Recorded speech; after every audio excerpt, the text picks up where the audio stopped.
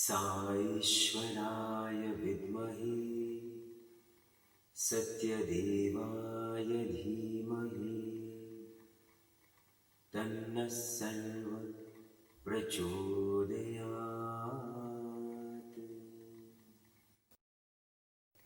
हमारे साईं राम बड़े प्यारे साईं राम, प्रेम भरो दिल में हमारे साईं राम।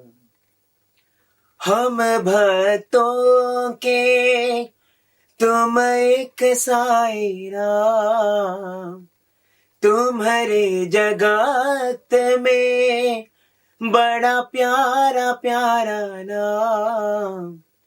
संग रहो हरदम हमारे साईं राम, संग रहो हमारे साईं राम। बाल गोपाल जय जय Sai Shyam. So beautifully, this bhajan takes you back to the days of Vrindavan.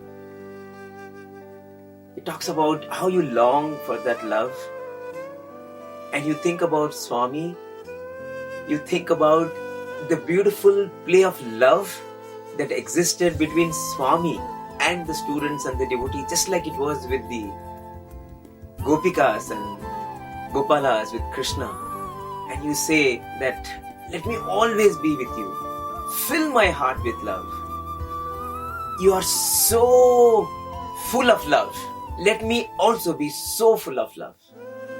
And on this birthday, let us talk only about love. Offering my pranams at Bhagawan's lotus feet and welcoming you all for this satsang. Let me take you back to the days of Sai Krishna's Vrindavan. So it was the late 60s, early 70s. The Vrindavan college had just started, and there were hardly 20-30 students. 1969 is when the college started. And in those days, Bhagawan would come out for darshan in Vrindavan around 9 o'clock, 9:30, because the way where Vrindavan is today, in the 60s, it was outskirts of the city, and there were hardly any people around the Kaduguri area. People used to come in local trains, and so Swami would always come after the trains came to the Whitefield railway station. So it would be always after 9 o'clock, and Swami would actually be waiting to hear the sound of the train and then emerge out of his residence for darshan. These 20-30 boys who were there in Vrindavan at that point in time, among them was Sri Ramakrishna. Now, Ramakrishna was someone who had spent a lot of time with Bhagawan in Prashantinilayam. He had known Swami from when he was 8-9 years old, and he had seen how darshans in Prashantinilayam used to be so early. 6 o'clock Swami would be out. I remember times when Swami would be out at 5:30, especially on Sundays when he would come for morning darshan. We would wake up at 3:30, 4 o'clock to shower and be there before Bhagawan arrives. And Swami would be there when it is so dark. When you have the opportunity to have the darshan of Bhagawan, have this sunrise even as the sun rose on the horizon. And that used to be the darshan schedule in Prashantinilayam. And Ramakrishna, who joined Vrindavan, he used to feel so restless because he's saying, 9 o'clock, I know Swami would be ready. We know hardly Swami sleeps. Swami would be ready by 4 o'clock, 4:30. What is Swami doing? And why are we just sleeping here? We should be with Swami. How we were with Swami morning 6 o'clock in Prashantinilayam, and here till 9:30 we don't see Swami. So he was always, this was bothering him. And one day he just couldn't control himself. He went to Mr. Ram Brahmam, the caretaker of the Vrindavan ashram, and he said, "Sir, if you don't mind, can we come and just stand inside the compound?" Bhagawan used to stay in a place called the Old Bungalow. And Mr. Ram Brahmam said, "Okay, you just be inside the compound and we'll see." And so that's how Mr. Ramakrishna, he woke up one more boy early in the morning. And it was not easy because in those days, Vrindavan used to be very cold. Bangalore was always called the garden city of India because it was so full of greenery. And Whitefield being the outskirts of Bangalore and Bangalore being a cooler city by itself, it was really a Herculean task to get up early in the morning, and they didn't have hot water to take shower with cold water and be ready. But Ramakrishna was so eager to have Swami's darshan, and he woke up this other brother who was also the son of a devotee. He said, please, please come, let's go, let's be in Swami's compound. And so both of them, they came one day, and as you were standing and praying there, both of them, suddenly the curtains started parting the first floor, and Swami started slowly giving darshan. He opened the curtain fully, and the moment Swami looked at these two boys, the kind of smile Swami gave, it was like they were in the seventh heaven. Swami was so joyous. The smile filled their hearts. Swami was really, it was like, wow, it was like the fully blossomed flower Swami was. And both of them were so ecstatic. Swami was so happy to see them. Both the boys were so delighted. They never ever thought this would happen. And they saw Swami for a few minutes. The heart was full, but the heart wanted more. But then Swami went inside, the curtains closed, and Ramakrishna thought, oh, we missed it, we should have stayed for longer. Can we give Swami? In those days, there was no tradition of giving letters, because if you had to say anything to Swami, when Bhagawan came for darshan, you just stood up and you told Swami, and that is how it was. The tradition of writing letters had not started. So the next day, Ramakrishna wakes up this boy, and he says, come, today we'll go, but we'll do something.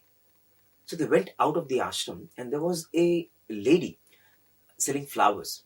So they bought 2 roses, and they went inside. And again, 7 o'clock, they are inside, holding these 2 roses and praying, Swami, please, Swami. Like yesterday, please show your darshan, Swami.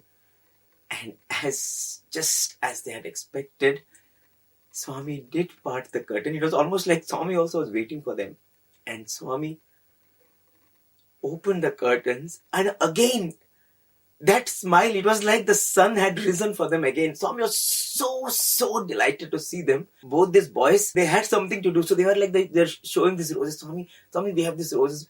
Can we give it to you, Swami? Please, Swami. And Swami indicated as if he's listening to their prayers. And so they waited there, hoping against hope, if Swami would come down and, open the door and probably, give them the chance to spend a little more time with him. And in a few minutes passed, and they're standing and praying, and suddenly the door opened, and Bhagawan came out, walking straight to them. And Swami was so full of joy. He accepted those roses from those 2 students, and he said, hey, from where did you get these roses? I said, Swami, from that vendor outside the gate. How much did you pay for it? Swami, just 10 pice, Swami. Swami said, 10 pice for 2 roses? No, for 10 pice you can get 3 roses. You go and ask her tomorrow. She will give you 3 roses. Because Swami had now told, you come tomorrow. That permission they have, and they can go with 3 roses. So Ramakrishna wakes up one more boy, another son of a devotee, and they go to this flower vendor, and he says, see, Swami has told, you should give us 3 roses for 10 pice. And this lady willingly gives. And so they take these 3 roses, and they are inside. And again, now collective prayer, Swami, please come. And again, Swami opens the door. Swami parts the curtain. And Swami is so happy to see them. And they could see that joy in Swami's face. And they knew Swami is going to come today, because just as Swami had told, so they waited for time praying and waiting, and Bhagawan comes. And now as Bhagawan comes straight to them, Swami says, so you got 3 roses for 10 pice? Yes, Swami. And then Swami said, see, why do you spend money to buy roses? Don't spend money. So you do one thing. Ratanlal Amma is there. In her garden, there are roses. You get it from there. Don't spend money on buying roses. Okay?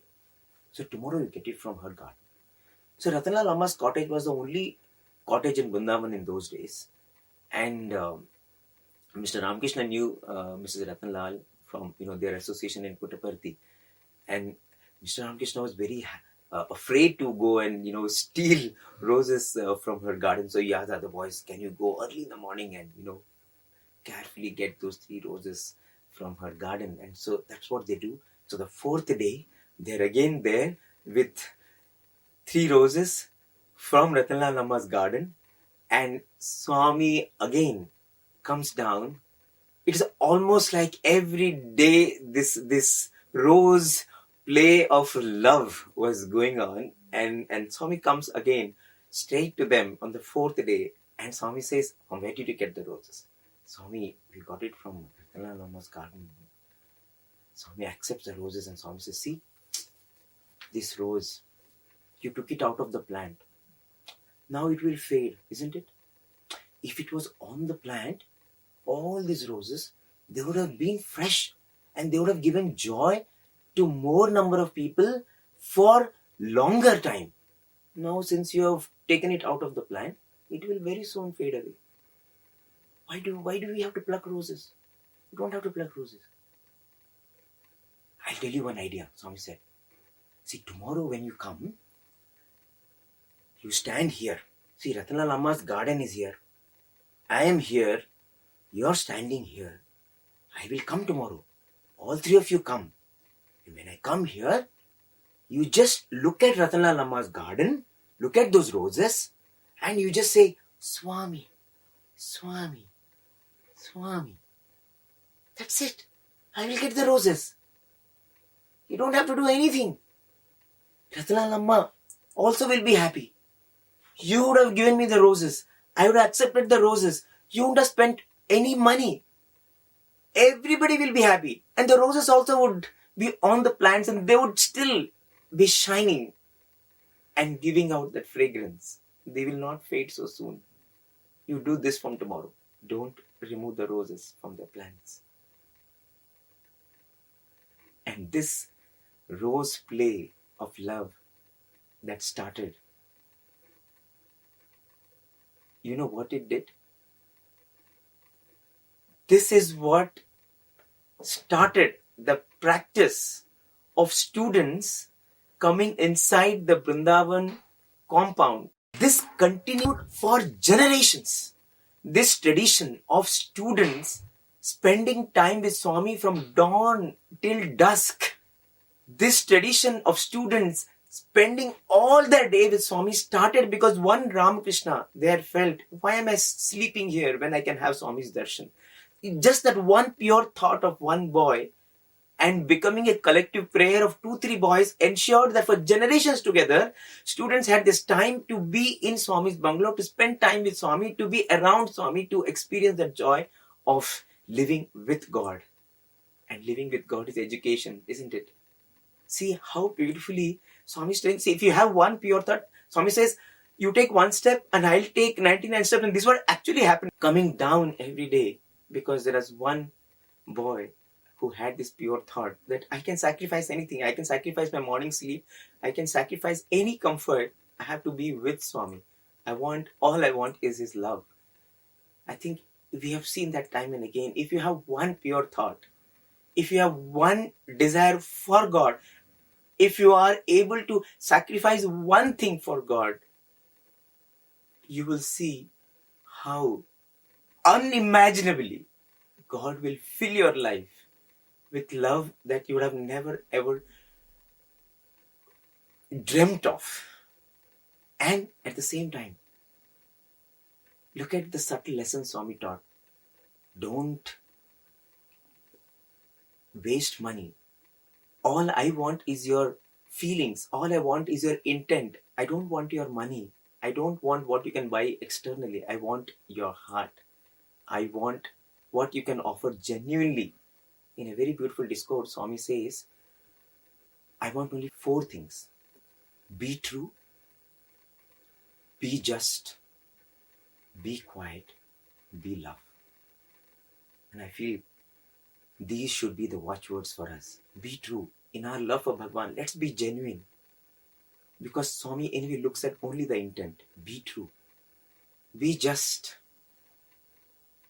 whatever we do, no matter how difficult the situation may be, let's ensure that we don't hurt anyone, and let us not do anything by which we are hurt ourselves.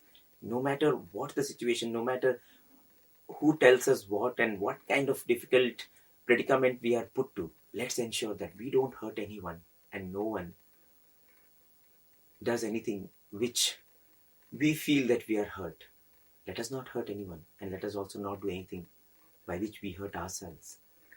Be quiet, because in the depth of silence we will hear the voice of God. And finally, we love. Let our love grow. Let us constantly see how we can transform this love that we have for Bhagawan into little acts of selflessness, little acts of sacrifice, and then see how God will walk that 99 steps to fill our lives with joy, with love. Let us be filled with that love, and let us share that love. Like this one Ramakrishna, we will be able to transform and beautify hundreds of lives with our one act of beautiful love for God.